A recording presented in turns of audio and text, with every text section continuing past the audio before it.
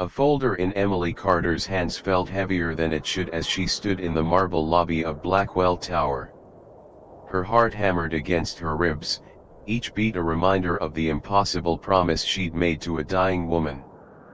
"Your wife hired me before she died," she whispered to herself, rehearsing words that still felt foreign on her tongue. "I'm carrying your child." Outside, Toronto's autumn rain painted streaks across glass skyscrapers.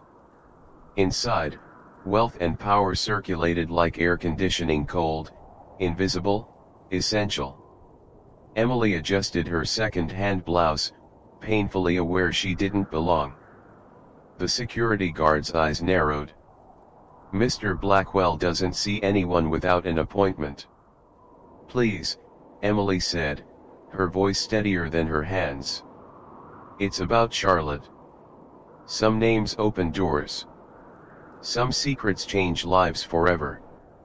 And some promises like the one growing inside Emily can rebuild worlds from ashes." 23 minutes later, Emily found herself being led through corridors that reeked of money and privilege. Original artwork adorned walls that had never known a scuff mark.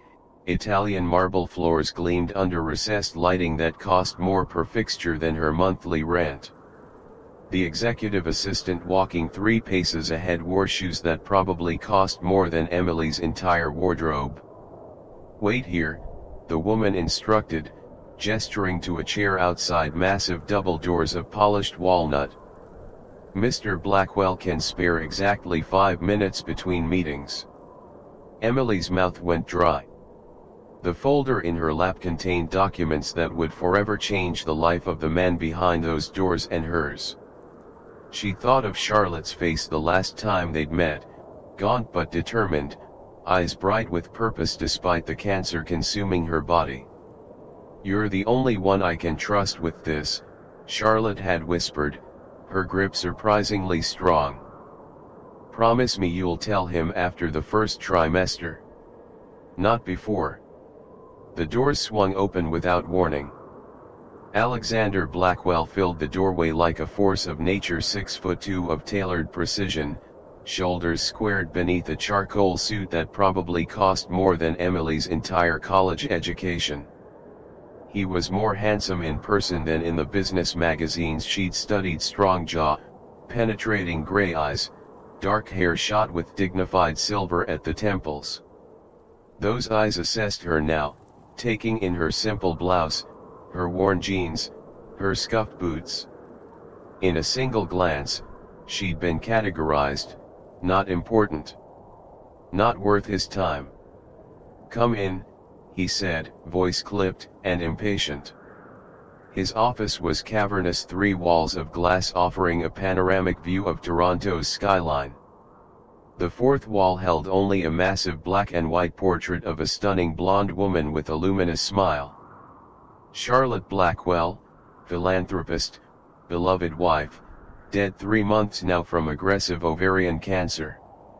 Alexander remained standing, making it clear this would be brief.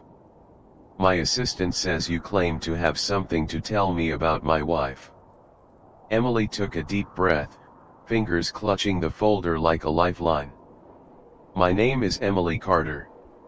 Your wife Charlotte hired me as a surrogate 4 months ago. I'm carrying your child." The silence that followed felt physical, as if all the air had been sucked from the room. Alexander's expression hardened to granite, eyes flashing with dangerous heat. "Get out." His voice was deadly quiet. "Please, Mr. Blackwell. I have the documents. I don't know what kind of scam you're running, but you've made a serious mistake choosing me as your target." He stepped closer, intimidating in his controlled anger. "Charlotte and I tried for years to have children. She was told she couldn't conceive. Do you honestly think I wouldn't know if my wife had arranged for a surrogate?" Emily's hands trembled as she opened the folder, pulling out the legal agreement with shaking fingers. "She wanted to surprise you. The doctors found her cancer had returned terminal this time. Her voice caught. She didn't tell you because you were completing the business merger in Vancouver. She made me promise not to contact you until after the first trimester. Alexander snatched the papers from her hand, eyes scanning the document. Emily watched his face, saw the exact moment recognition hit him, Charlotte's distinctive signature at the bottom of the page. His face paled. "That's impossible," he whispered, but the certainty had vanished from his voice. "There's more," Emily said softly, handing him a sealed envelope. "She left this for you." Alexander stared at his name written in Charlotte's elegant handwriting. For a moment, Emily thought she saw his composed facade crack, revealing raw grief beneath. Then it was gone, replaced by cold suspicion. Why didn't her doctors mention this? Why didn't our lawyer know? She went to a different clinic, used a different lawyer, Emily explained. She said you would have questions, that you might not believe me at first. The journey to Blackwell Manor transpired in strained silence. Emily sat across from Alexander in the back of a Bentley that cost more than her parents' house, the leather seats cool against her palms. Outside the tinted windows, Toronto's affluent neighborhoods gave way to the exclusive enclave of Bridle Path, where mansions hid behind ornate gates and mature trees. "Why you?" Alexander finally asked, breaking the silence. His voice filled the car's interior, controlled but with an undercurrent of something raw. "Who are you to us?" The question stung, though Emily had anticipated it. "I was her barista at Cornerstone Coffee on Bay Street. We talked every morning for 2 years. She looked down at her hands. She knew I was struggling to pay for nursing school. One day she came in looking devastated after a doctor's appointment. We talked for hours after my shift ended. That's when she first mentioned the idea." Alexander's gaze was penetrating, searching her face for deception. Charlotte did love that coffee shop. The car pulled through elaborate iron gates and up a winding driveway flanked by perfectly manicured gardens.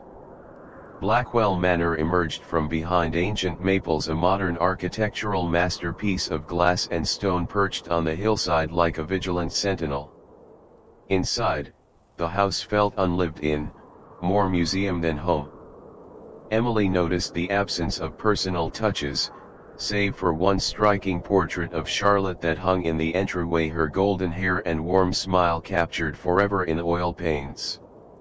"You've been here before," Alexander observed suddenly, watching Emily's gaze linger on the painting. Emily tensed. "Once.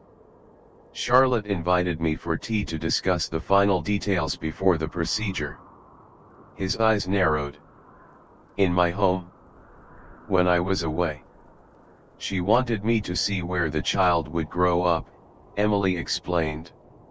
"To know I was making the right decision." A middle-aged woman appeared silently in the hallway, her severe expression softening slightly at the sight of Alexander. "Mr. Blackwell, we weren't expecting you home today. Mrs. Parker, please bring tea to the solarium. This is Miss Carter. She'll be staying for dinner." The housekeeper's eyebrows rose fractionally, but she simply nodded and disappeared. The solarium was clearly Charlotte's space.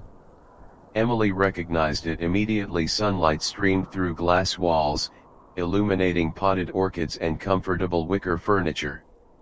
A half-finished novel still lay on the side table, a delicate bookmark protruding from its pages. Alexander seemed to avoid looking at these remnants of his wife as he gestured for Emily to sit. "Tell me everything from the beginning. Leave nothing out."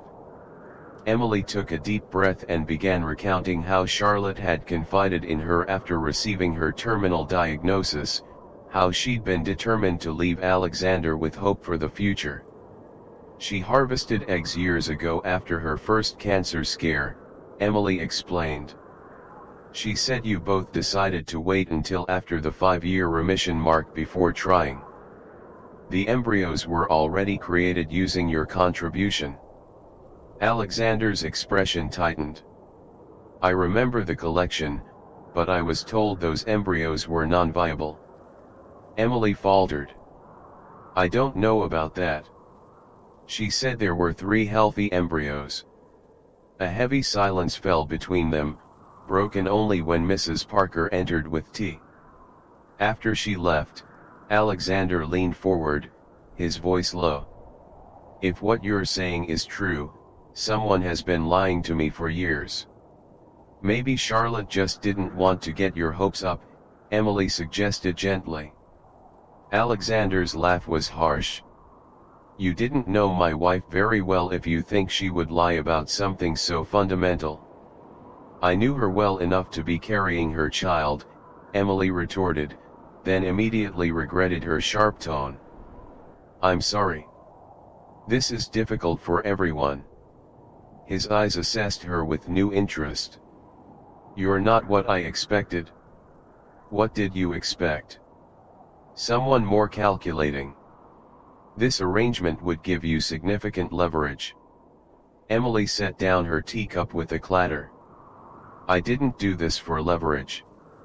Charlotte was kind to me when no one else in my life was. She believed in my dreams when even I had started to doubt them. Her voice cracked. She was my friend. For the first time, genuine surprise flickered across Alexander's face. Friend, he repeated softly. Charlotte always had a gift for seeing people. Really seeing them. The Westlake Fertility Center occupied the top floor of a modern medical building overlooking a small park. Emily arrived 15 minutes early, her nerves frayed after a morning of dropped plates and confused orders at the diner. She'd barely slept, the driver's casual revelation about Alexander's supposedly cancelled trip haunting her thoughts.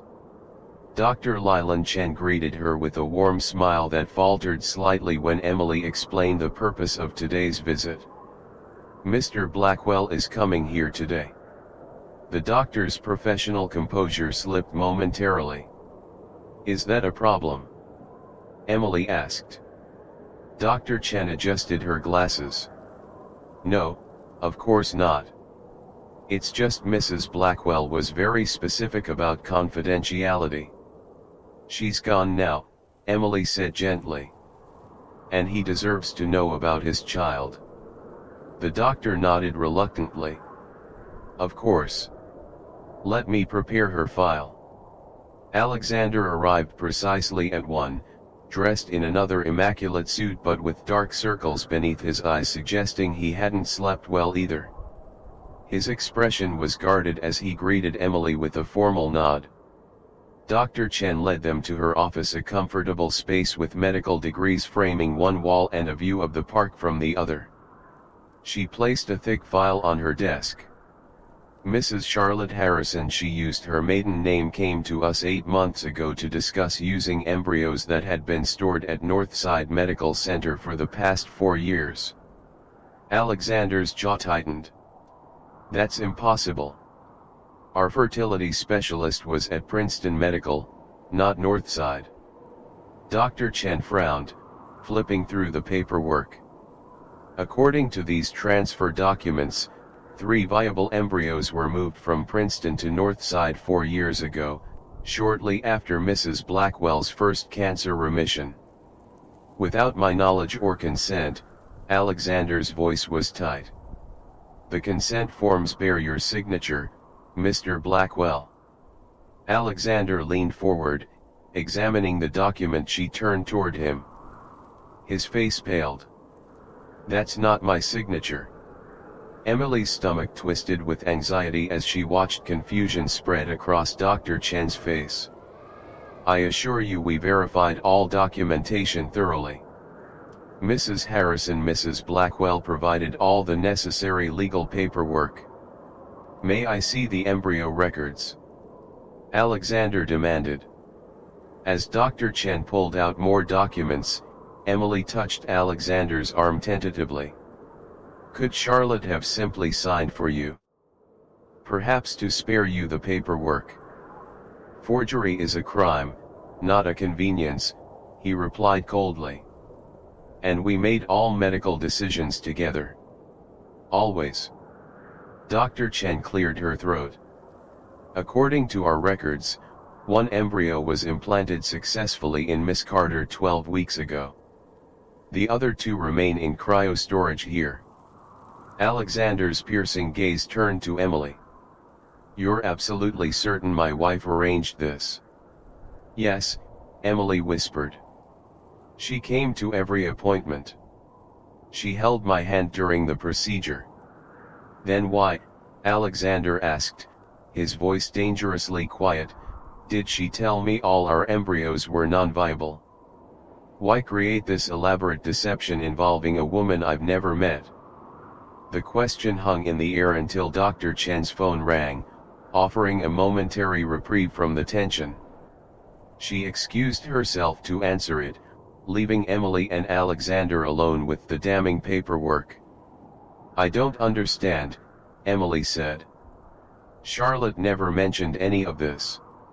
She said you knew about the embryos but believed they had been destroyed years ago when her cancer first appeared.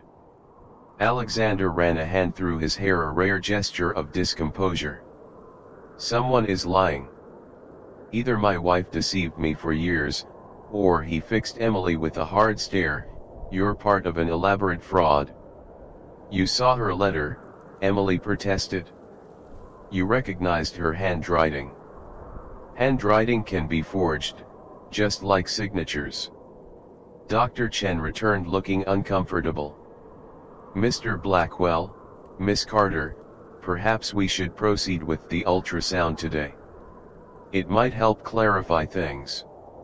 In the examination room, Emily lay on the table, her heart pounding as cold gel was applied to her abdomen. Alexander stood rigidly by the door, as far from her as the small room allowed. The screen flickered to life, and Dr. Chen moved the wand expertly. There, she said after a moment. Your baby. The rhythmic pulsing of a tiny heart filled the room. Emily turned to look at Alexander, whose face had gone completely still as he stared at the monitor. Lake Geneva shimmered like hammered silver beneath the clear autumn sky. Emily stood on the private dock of the Blackwell vacation property, having convinced the caretaker to let her in with a desperate plea and Charlotte's picture on her phone. The boathouse Charlotte had mentioned in her letter sat at the water's edge, weathered but well maintained. Inside, fishing equipment and water sports gear hung neatly on the walls. Emily looked around helplessly, unsure what she was searching for. The late afternoon light filtered through dusty windows, casting long shadows across the wooden floorboards. I thought I might find you here. Alexander's voice startled her. He stood in the doorway, backlit by the sun, his expression unreadable. Your investigator following me? Emily asked bitterly. No. Charlotte's letter mentioned this place. I've been coming here every day since our meeting, trying to understand. He hesitated. The caretaker called when you arrived. Emily wrapped her arms protectively around her midsection. Have you come to threaten me again? I've come because I found something. Alexander's voice softened as he held out a small leather-bound book. Charlotte's journal. Her oncologist's wife delivered it to me yesterday. He paused, the words seeming to physically pain him. And I was wrong. Charlotte did have terminal cancer. She did hire you as a surrogate. And she did keep it all from me. Relief washed over Emily, followed quickly by confusion. But why? Why the secrecy, the separate clinic, using her maiden name? Alexander's face reflected the same bewilderment. I don't know. There's still something missing. He looked around the boathouse, eyes distant with memory. She loved this place. said it was where she felt most at peace. Emily ran her hand along a workbench, disturbing years of dust. "The first place where it all began," she murmured, recalling Dr. Chen's words. Understanding dawned in Alexander's eyes. "Not where our relationship began, where life began." He moved to the back wall, running his hands along the wooden paneling until he found what he was looking for, a small, nearly invisible latch. The hidden compartment revealed a sealed envelope and a small jewelry box. Alexander opened the envelope with trembling fingers, reading silently for several minutes. When he looked up, his eyes were bright with unshed tears. "She knew," he whispered. "About James Harrington, about the corporate espionage. She discovered it before I did and was gathering evidence against him when she learned her cancer had returned." Emily sank onto a nearby bench. "That's why she kept everything secret. She was protecting you and the baby." Alexander nodded. "Harrington had threatened to destroy everything we built if I ever discovered his betrayal. Charlotte was afraid he would target any child of ours out of revenge." "But why choose me?" Emily asked. "Because you were the only one who knew Harrington's true nature," Alexander said, understanding dawning on his face. "Charlotte writes here that you had warned her about him when you were dating, told her things that made her suspicious enough to investigate him." Emily closed her eyes, remembering. "I had no idea she took it so seriously." Alexander opened the jewelry box, revealing a delicate gold locket. Inside was a tiny picture of Charlotte, smiling radiantly. "For our son," Alexander said softly. So he would know his mother's face. The wall between them, built of suspicion and misunderstanding, began to crumble. Alexander crossed the small space to sit beside Emily, his shoulders bowed under the weight of revelation. "I've been unfair to you," he admitted. "Fear and grief clouded my judgment." Emily nodded, accepting his unspoken apology. "What happens now?" "Now," Alexander said, tentatively placing a hand on her shoulder, "we honor Charlotte's final wish. Together." Outside, the lake stretched peacefully toward the horizon. A pair of loons called to each other across the water, mournful yet beautiful, like the truth they'd uncovered in this weathered boathouse. Charlotte had seen farther than either of them, had woven their lives together through sacrifice and foresight. She had given them both an unexpected gift, a child for him, a future for her, and for the baby, a chance at life protected by two people who would do anything to honor his mother's memory. 6 months later, Emily cradled newborn Thomas Alexander Blackwell in her arms while his father prepared the small sailboat for the baby's first journey on Lake Geneva. The June sunlight dappled the water, and a gentle breeze carried the scent of pine and wildflowers across the dock. The media frenzy that had exploded after their story became public had finally subsided. The headlines had been predictably sensational at first: Billionaire's secret baby scandal and surrogate claims Blackwell fortune. Alexander had surprised everyone by calling a press conference, standing tall with Emily beside him. "My late wife, Charlotte, arranged for Ms. Carter to carry our child before her death," he had announced to the flashing cameras. "What began in tragedy has become a gift beyond measure." Now, watching Alexander adjust the sail with practiced hands, Emily marveled at how much had changed. She had moved into the guest house at Blackwell Manor close enough for Thomas to have both parents nearby, yet maintaining her independence. The nursing school acceptance letter framed on her wall represented the future Charlotte had helped secure. "He has her eyes," Alexander said, joining them on the dock. His gaze softened as he looked at his son, swaddled in blue against Emily's shoulder. "And your stubborn chin," Emily replied with a smile. The nurses called him the little commander in the hospital. Alexander laughed, a sound that had become more frequent in recent weeks. Charlotte would approve. She never took no for an answer either. As Emily passed the baby to his father, she realized how far they had come. From suspicion and accusations to this quiet partnership built around Thomas's needs. James Harrington's trial starts next month, Alexander said, adjusting Thomas's tiny sun hat. The evidence Charlotte gathered was conclusive.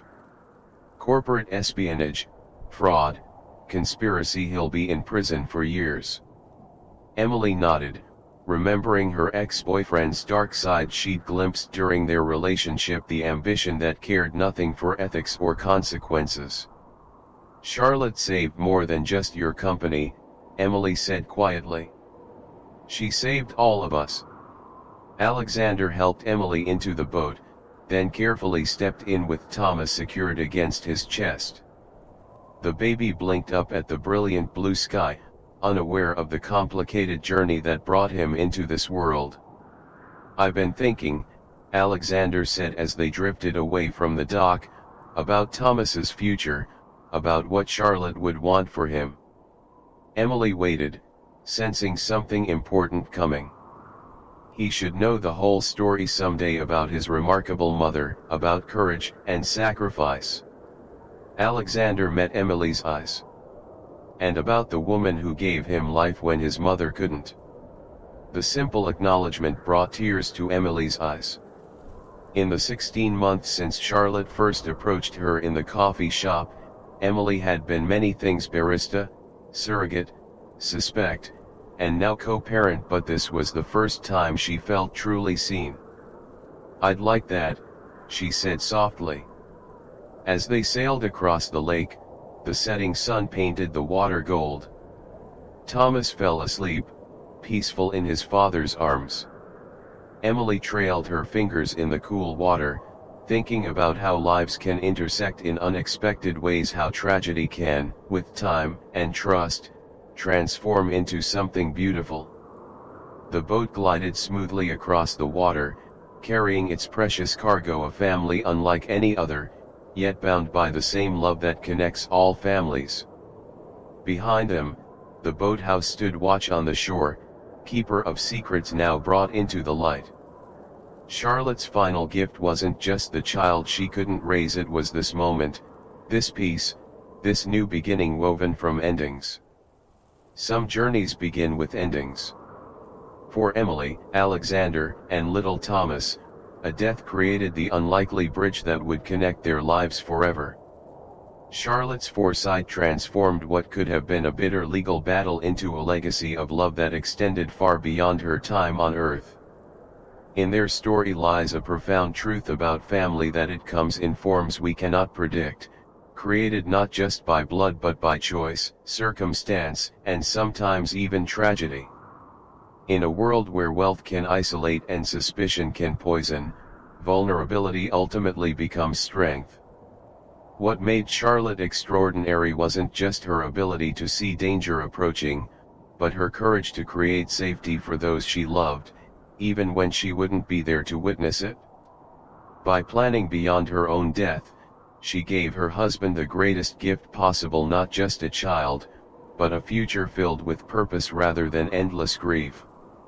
For Emily, what began as a financial arrangement became a belonging she never expected. Her integrity when faced with accusations speaks to the power of standing in one's truth, even when that truth seems impossible to prove. And for Thomas, born into extraordinary circumstances, the message is perhaps the most profound, that he is fiercely loved by a mother he'll never meet, a father learning to open his heart again, and a surrogate who chose to carry him into the world against all odds. Have you ever wondered how a single decision can completely transform multiple lives? Or how trust, once broken, can be rebuilt into something even stronger? If Emily and Alexander's journey moved you, take a moment to reflect on the unexpected connections in your own life. Who are the people who appear just when you needed them most? What relationships began in unusual circumstances but proved to be essential to who you've become? Share this story with someone navigating their own complicated journey. Sometimes knowing others have walked difficult paths can illuminate our own. Remember that families come in countless forms, each with their own unique story.